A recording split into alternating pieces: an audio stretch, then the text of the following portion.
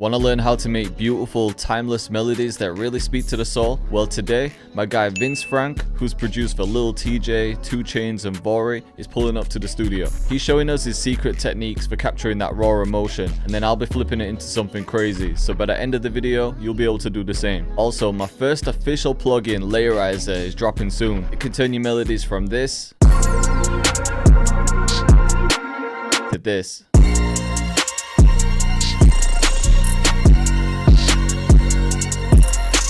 The waitlist is now open for early access, discounts and bonuses. So just click the link in the description to join it now, and let's get straight into the video.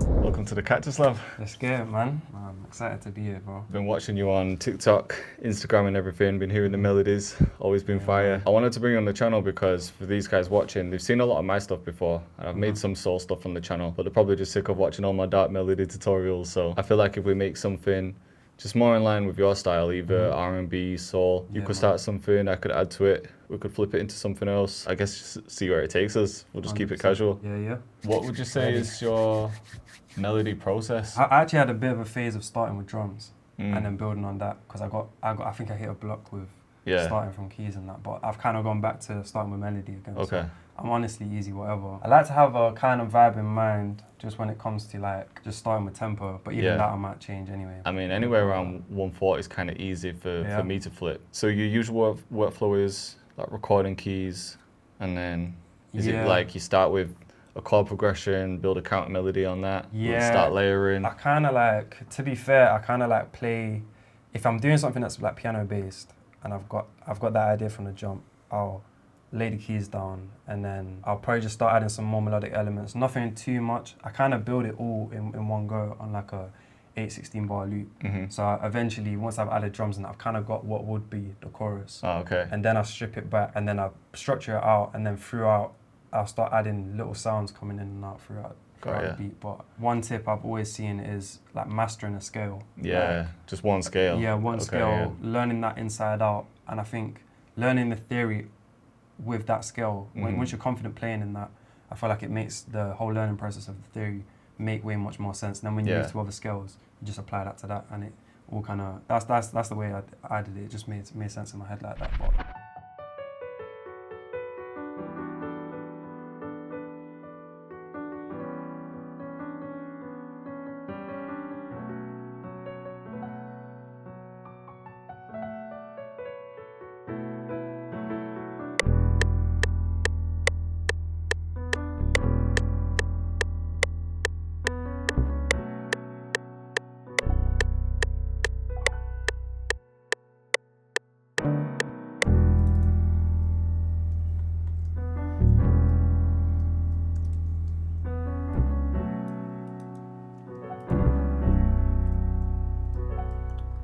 Or was it more starting from, just want me to take the second half?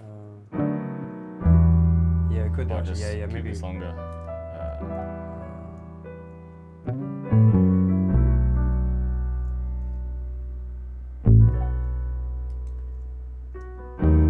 What are your main go-tos on like the more soul sounds? I mean, with piano, I do like addictive keys, to be honest, just because it loads quick and it sounds good. If I'm going for more like vintage stuff, there's a piano called Golden Age that I'll use sometimes by Teletone. That's in Contact. For strings, either session strings, or I'll use the orchestra's pretty good as well, the Orchestra Complete. Oh, yeah. But to be honest, I was using that for more dark stuff, but it works for soul as well. Yeah.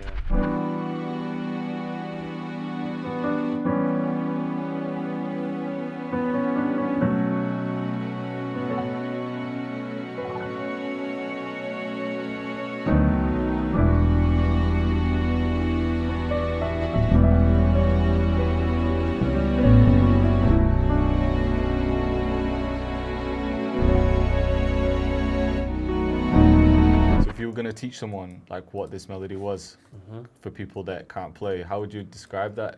That's like an E-7, right? And then and then that second chord. Oh yeah, that's a bit different, because usually you look at it and be like, oh, that's F minor, but then you've got the B as well. Yeah, so it's actually like I'm thinking of it as like a B minor, like 9, B minor 7, sorry. Okay.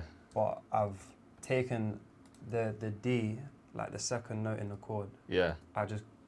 got rid of. Okay, And so then it I've would be played- like that. And I've layered the F sharp. Yeah, it's Makes more just sense. like layering it in versions and just like Yeah. taking things. Yeah, like I think just from playing like all the time, I think you just experiment and some little things like that just come to mind a bit more. I don't know if you saw I was putting out a plugin. Yeah, I seen that. Yeah. Usually I'll use it at the end, you know, if I'm arranging a track and I'm just looking for like, oh, I need a little accent or just something to make it different. So it'll sound weird, but then Yeah. once you start chopping it up, Yeah, that's fine. And it's these things as well that make melody making as well. Like Yeah. just random sounds. Like, you can change the whole thing. That's it. That's it.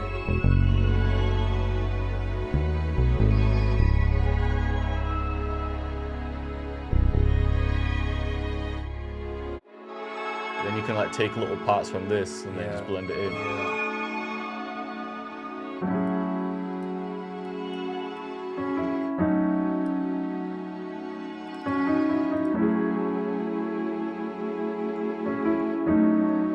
You just think it's something like soft and subtle. Like that.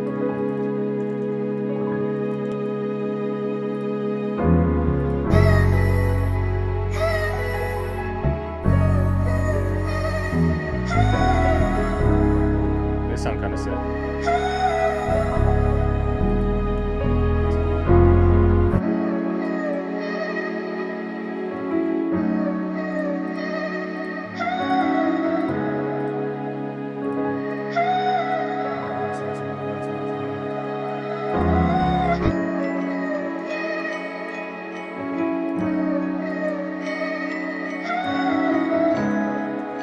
Just thinking that little block just somewhere.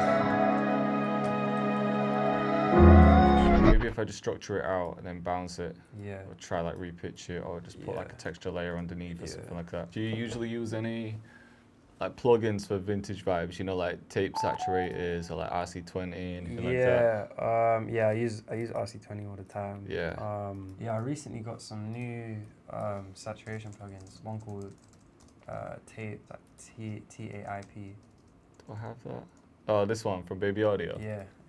I got some new Baby Audio stuff. Yeah, I've their been plugins just are always been good. experimenting with them a little bit. And sometimes in like a bridge or something, it's nice to add. Well, a subtle amount can be good, but then I like just a different vinyl noise. When it comes to this point, we could either like completely resample it and flip it, but then when the melody sounded so nice, I'm like, oh, I don't really want to Yeah. destroy it. You know what I mean? Do you like when people like chop it? Yeah. I think that's the cool yeah. thing about making melodies because it You never can know. go in any direction. Like, Yeah, that's true. yeah.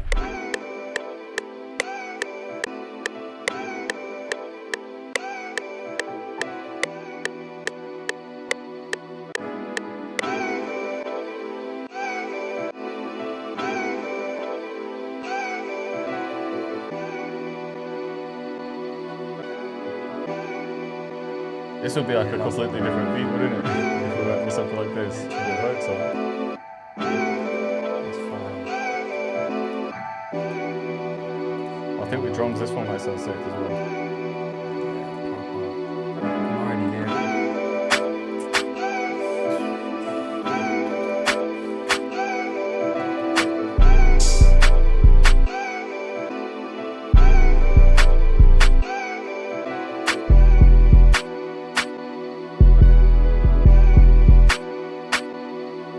Again, I didn't even make it back to myself. Because I knew what was kind of missing on YouTube. I find it mad that people like.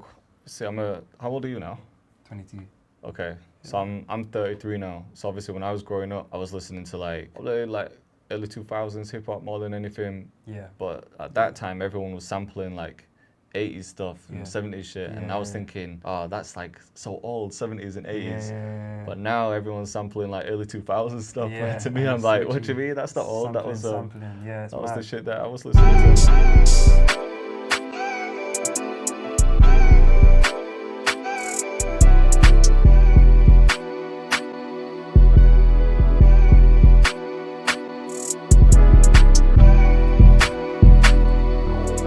This job is crazy.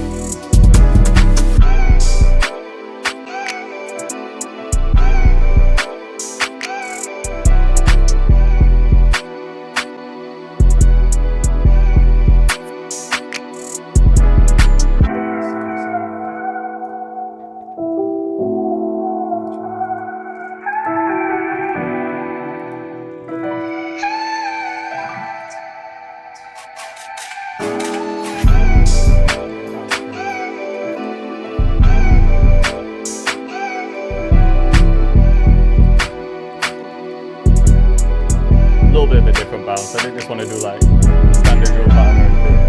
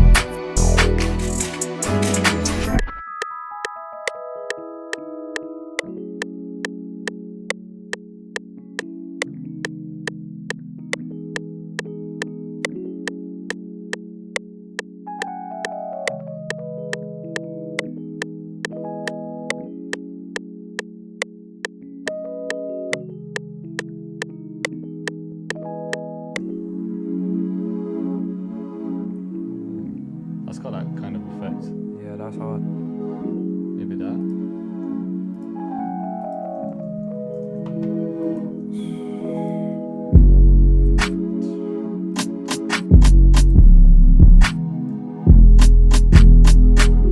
Just get a simple one for now, and then I'll add some extra, maybe some like log drums in between it or something. Oh yeah, for sure.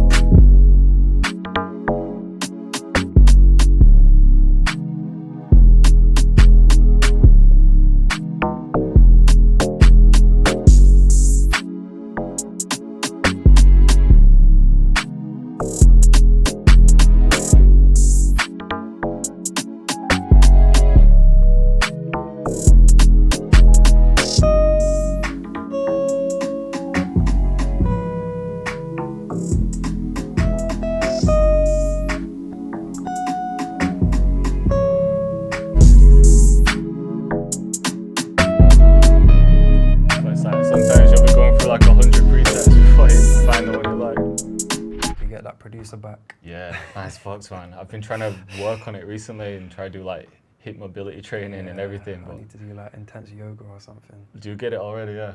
It's bad. I always wonder why I've got it, and then I watch my videos and I'm like leaning over like this all day. Yeah. That sounds alright, just like that.